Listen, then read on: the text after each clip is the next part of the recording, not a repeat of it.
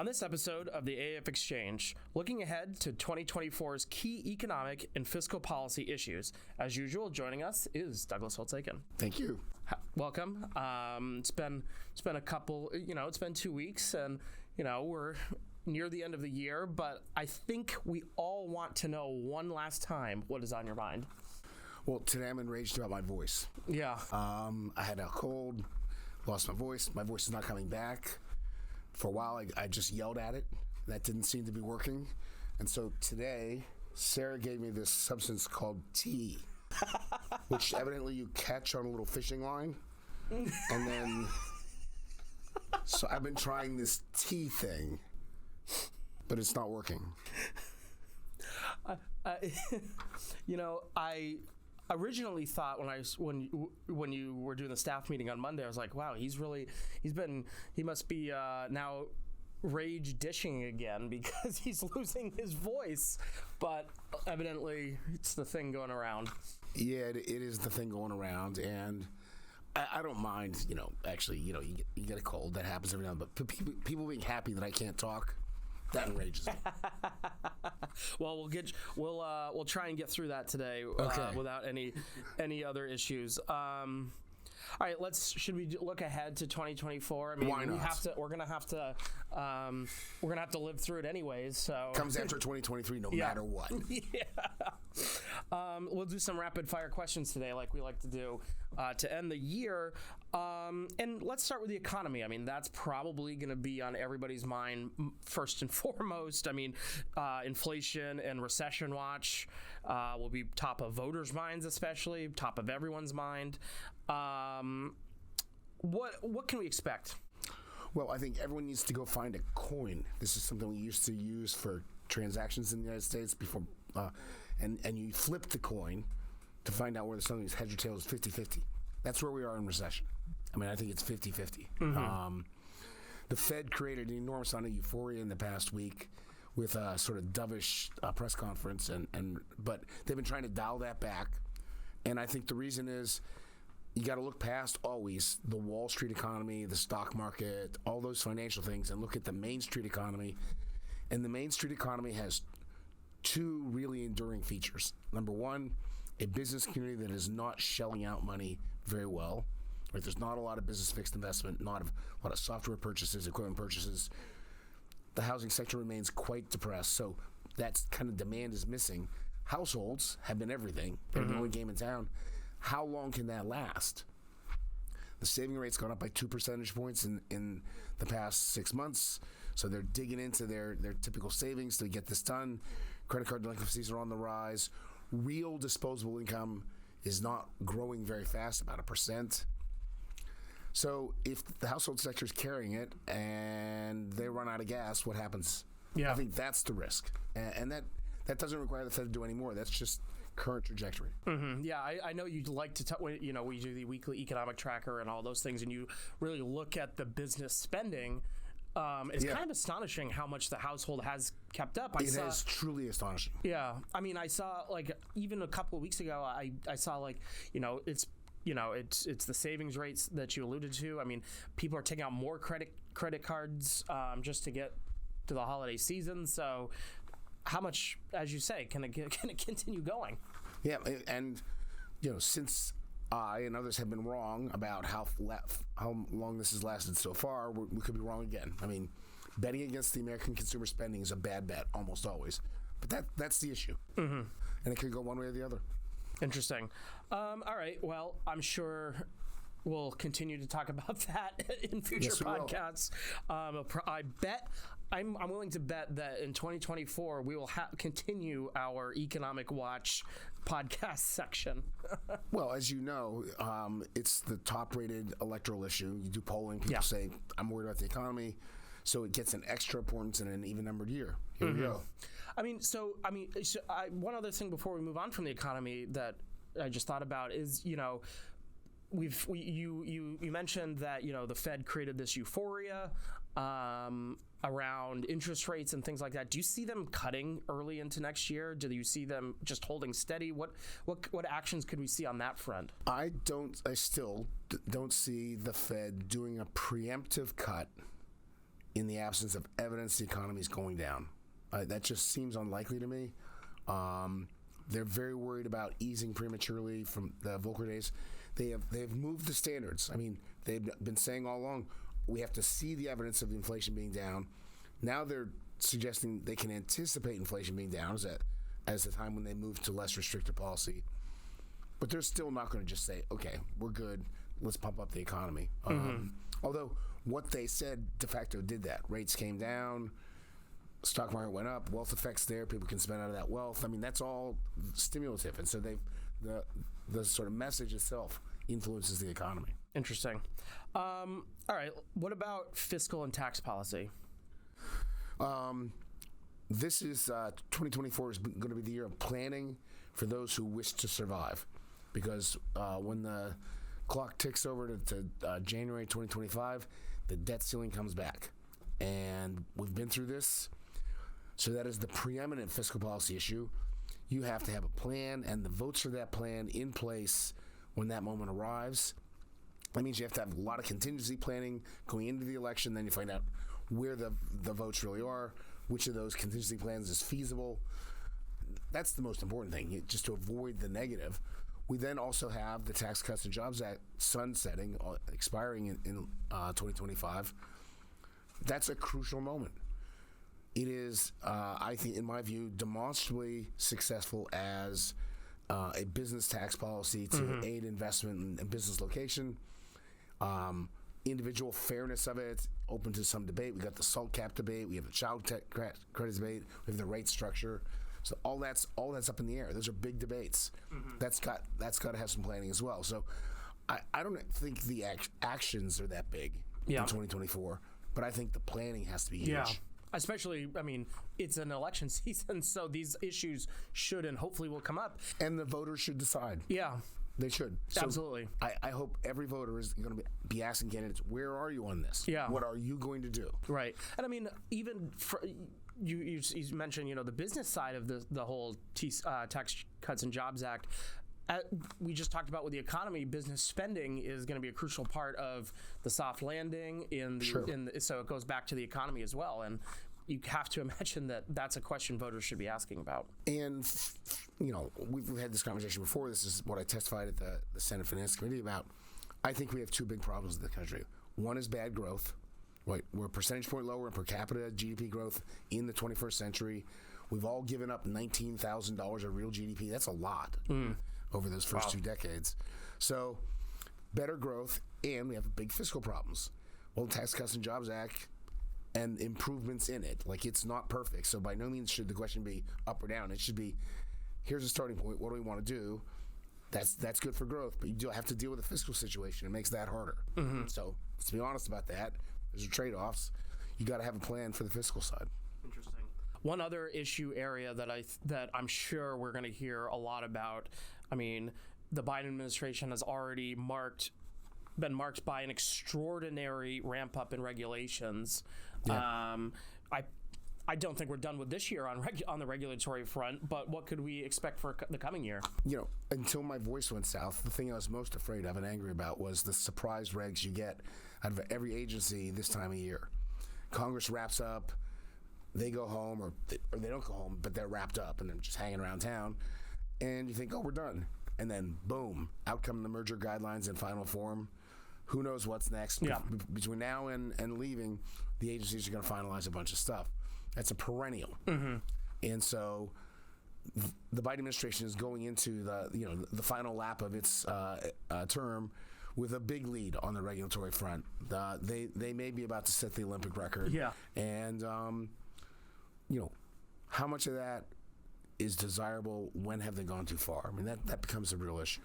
Yeah, I mean, so I know in election years, and correct me if I'm wrong on this, but aren't we also looking at those 11 midnight rules situations? Yeah, there's the Congressional Review Act, which says that if you have something that was finalized in the last 60 legislative days, so that can get you back to July, the Congress next year, after the election, could, with the Congressional Review Act, remove that rule, and the president could sign that, and that would make that rule go away, and you would not be able to make another rule that was substantially similar. So you really put it off the table forever. That requires a House and Senate that agreed should go away and a president that's willing to sign. So the political winds have to align in a very special way. What about labor issues? What could we be seeing in 2024? We're starting to see, partly as a result of the election, just some of the more signature, issues being raised again. Senator Sanders has a bill to raise the federal minimum wage to $17 an hour, right? The fight for 15 is over. He at least picked a prime number. I am so proud of him. I mean, it all comes back to prime numbers again. It does. It does. I mean, if you watch the Da Vinci Code carefully, never mind. No, I mean, that's an issue. That the minimum wage issue. Here we go again.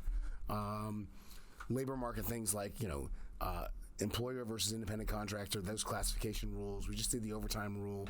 We're going to do all of that again and again, with the added bonus of emphasis on unionization. Yeah, I mean, we're just seeing that for sure. Yeah, I mean, small story for those of us in D.C. that use Union Station, but they're already starting to do like the Starbucks, and the labor board is saying that they have to reopen that one, and things like that. Yes, I mean, this is an issue where they claimed. Starbucks asserted they closed that shop because it was unsafe in Union Station, and there was some evidence of that. The NLRB has said, no, you were just trying to break up an attempt to form a union. That's why you closed it, and we can force you to reopen it. Yeah. That seems like a little deal. It's a coffee shop and a train station. But can the federal government really tell someone they have to open a shop? Yeah. That's going to be an interesting question.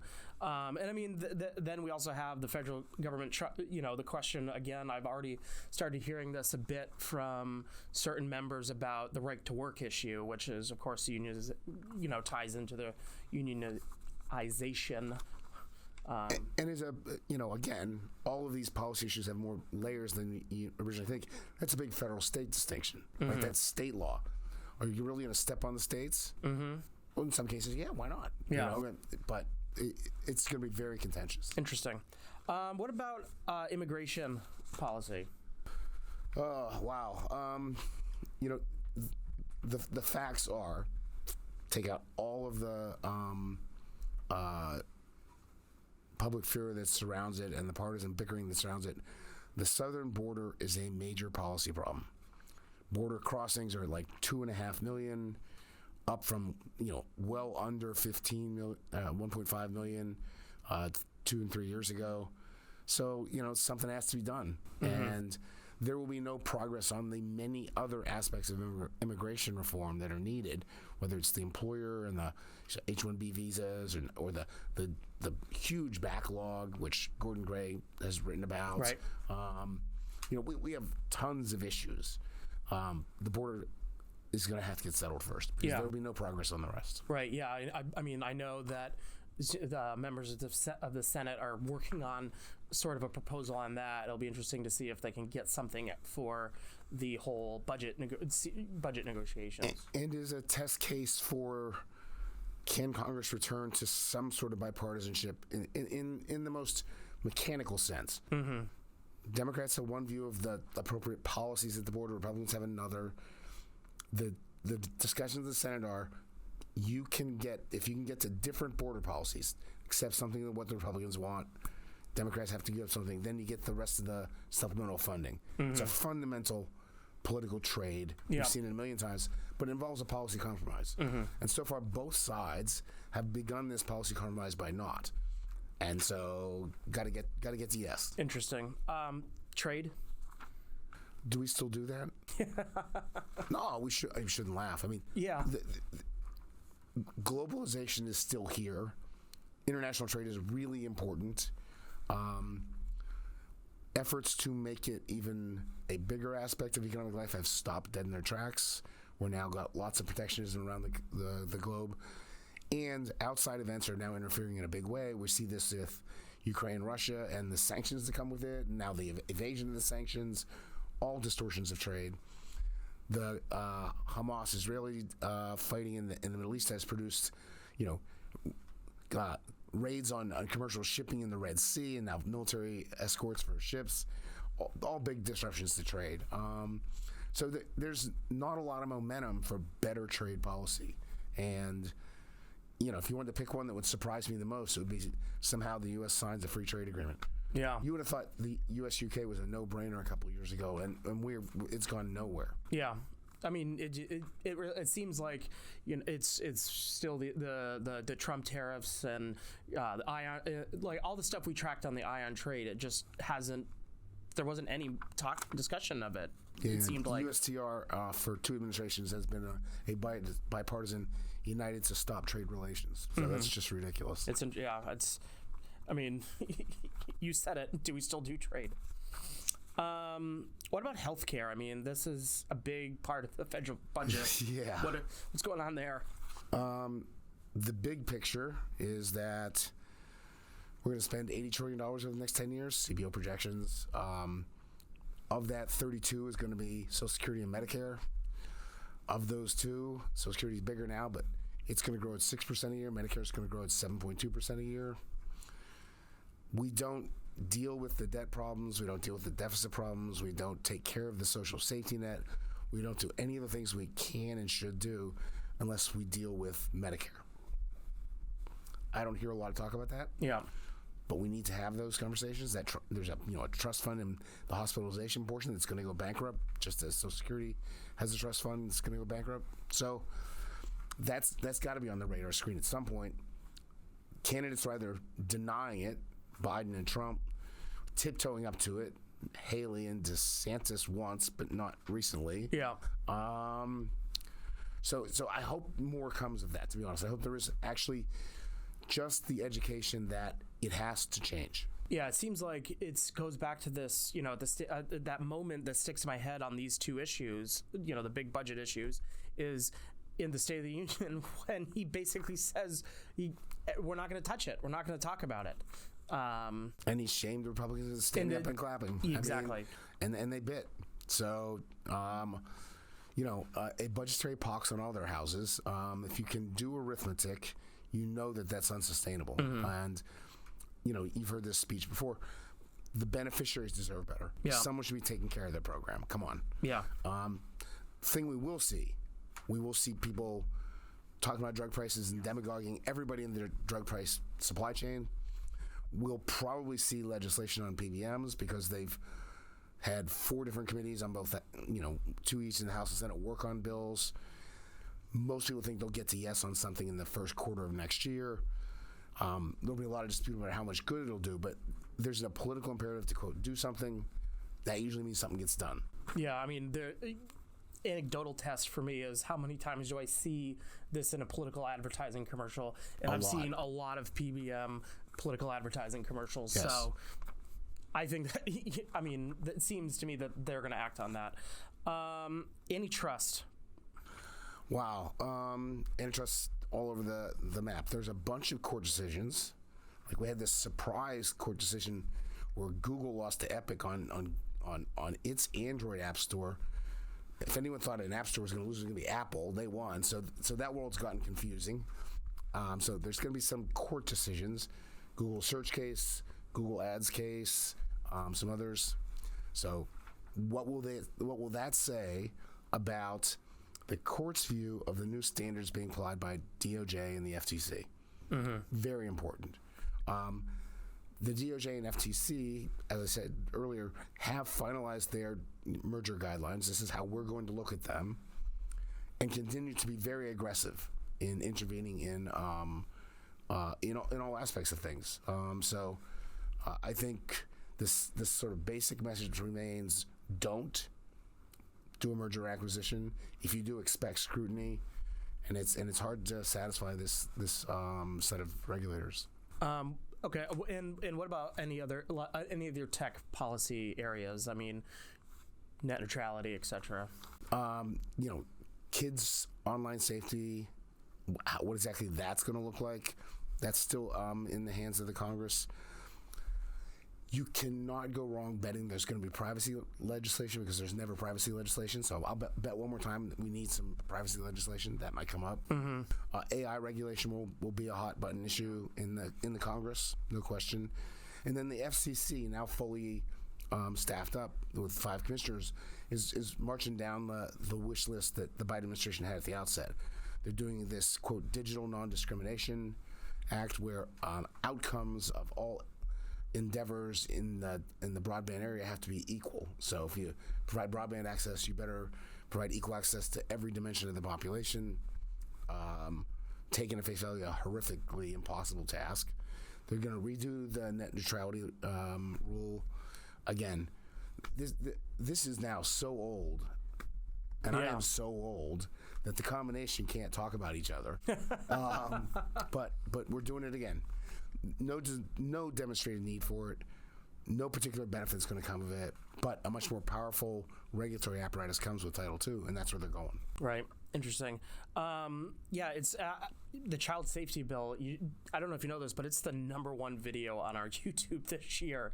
Like the video that Jeff did where he just talked about those issues. Are you telling me we're not #1? No.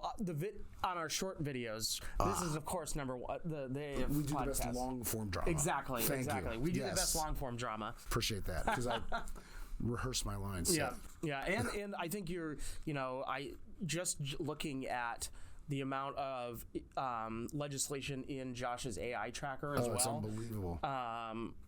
Good chance to plug that with that product again. Bookmark it if you haven't done it. But it's just there's an extraordinary amount, and he has to update it essentially every 2 weeks. Again, it looks anecdotally like there might be something on that front. So the way these issues develop, it can happen that you get a ton of bills because everyone wants to lay a marker down, but you don't get a ton of consensus, right? And so you don't really get any action for a while. I think that's probably the case on AI next year. You don't want to do something dramatic, which might turn out to be wrong because it's a really complicated issue right before an election. Yeah. You want to wait, try afterwards. And as we know, it's harder to turn back the clock if you on bad policy. I have found once it's turning it back really hard. I've won't go there today, but banking, financial service, housing, anything in that area. Housing is really a question of recovery from the Fed tightening. How long will it take? When are we going to get some sensible strategy that gets us more affordable housing closer to center of cities? A lot of that's probably at local levels, but as an aside, there was a great podcast on the costs of construction in the U.S. and Ed Glazer, who's at Harvard and one of the smartest urban economist types walking the planet, just a smart guy, said, here's the basic problem. To solve this problem, every house has to be 30% cheaper, and it's hard to get a consensus among homeowners to turn their only asset into something that's 30% cheap. Yeah, that's it. So that's not going to happen. But we're going to build more. Housing starts will recover. There'll be something on that front. Over on the rest of the finance world, 2 things are happening. One, in the Dodd-Frank world, the big banks and stuff, we've got this, quote, end game for the Basel III rules where we're implementing something we agreed to years and years and years ago in what appears to be a surprising and quite draconian fashion. Again, for no apparent reason. Big banks must hold more capital for the sake of holding more capital. All costs, no benefit. And so, the banking industry is up in arms about this, but it's late in the game, and it's not obvious to me they can change this rule. That's a bad news story. I mean, that's going to make everything banks do more expensive and restrict access to loans and things like that. It will also drive some activities into non-banks. And so if, right now the biggest mortgage lender in the United States is not a bank. It's Rocket Mortgage. Wow. A non-bank lender. So what happens when non-bank lenders start doing the things the banks used to? The bank regulators get an itchy trigger finger and think, hey, I should have those guys too. So the other fight that's developing is, shouldn't we have more regulation of the non-banks like banks and trying to expand the regulatory scope? So that's an important issue and so under the radar and so dull that most people aren't going to notice it, but it's out there. But it has market implications. What about the regional banks? I mean, obviously we saw a lot this year on regional banks, but do you think there'll be anything on that front? This is where the intersection with the way we think about mergers is really so strange. By objective standards, the U.S. has too many banks. way too many banks. It's a tribute to the way we started it with only state-regulated banks. There were no interstate banking, and so we just had way too many banks. Mm-hmm. So we should be getting rid of lots of little banks, and even a lot of these regional banks. We should have more big banks with bigger scope, bigger geographic scale. But are we going to allow that?